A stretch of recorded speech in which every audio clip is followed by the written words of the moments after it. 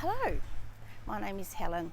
Thank you for tuning in to learn more about composting, because composting and reducing food waste are some of the most important actions you can take to reduce your impact on the environment.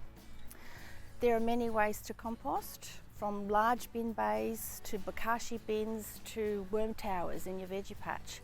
But for this video, we'll be referring to this type of compost bin, typically that you will buy from your local nursery. Now, this kind of compost bin is ideally placed out in your garden in a sunny spot, and it relies on a large proportion of garden organics. So if you're looking for a way to compost your food scraps alone, then worm farming is the better option for you.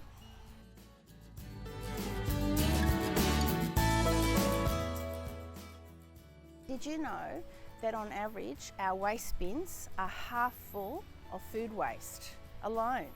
And that means that in the city of Kangaroo Bay, we are sending 8,500 tonnes of food waste to landfill each year. And that also means that families are wasting around $1,000 per annum.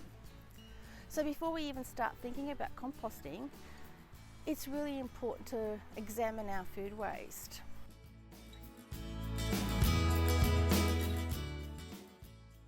But what are some of the issues that people have with composting? Are you one of those people who have tried and ended up with a smelly, rotting mess, attracting rodents? Or on the other hand, perhaps a dry heap where nothing is breaking down?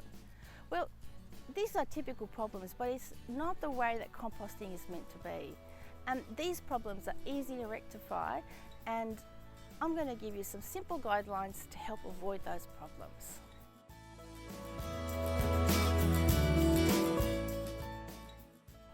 Okay, so we're going to talk about the Adam principles. The Adam principles are the key factors for successful composting. And the A stands for aliveness, D stands for diversity, A stands for aeration, and M stands for moisture.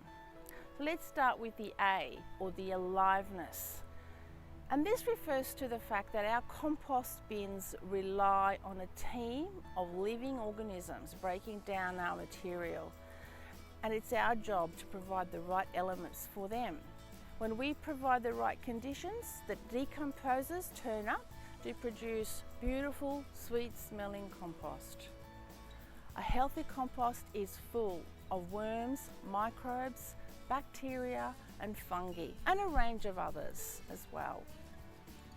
So think of your compost bin as a living ecosystem that we are looking after to do our job for us. Now the D is for diversity. So we need to add a variety of ingredients to our compost bin.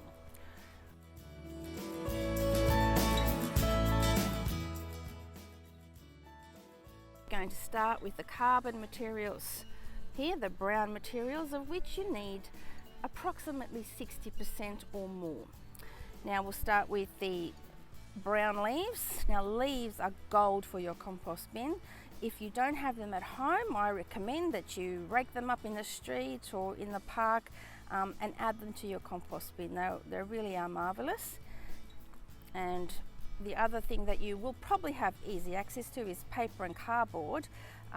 Just moisten it and shred it or tear it as much as you can, because the smaller the pieces, the quicker it will break down. And we have some garden prunings, which you'll probably have access to quite easily, and sticks. Now sticks are great, but they do take a long time to break down. So if you have a lawnmower that you could run over them and chip them into small pieces, that is fabulous. And some sawdust. Now most people don't have access to sawdust, but I like to add it here. Untreated sawdust is fabulous if you can get your hands on it. But just make sure it's chemical free.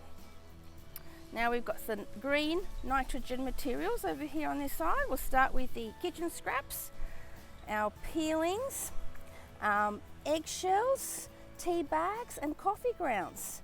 Add them to your compost bin, as well as your flowers, your cut flowers that you might have in a vase or out in the garden, as well as your lawn clippings and weeds. We get many questions about weeds. Now, weeds are a great source of nitrogen for your compost bin. Just make sure that you cut off any seed heads, because those seed heads will survive in that compost bin and then sprout when you spread it out into your garden. So weeds great, not the seeds. The next A is for aeration. Compost creatures require oxygen, so aerate your compost regularly with a spiral mixing tool like this. This is a really handy tool for your compost bin. We'll show you how to use it later. You can use a pitchfork as well. Now the M is for moisture. Your compost creatures need water, so keep your compost moist at all times.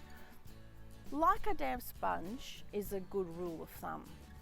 In the hot summer months, this may mean a watering can each week. And when adding dry materials, such as paper and cardboard, it's always best to moisten it before you add it. Unless your compost heap is very wet already. If it's very wet, then adding dry newspaper is very helpful to absorb all that moisture.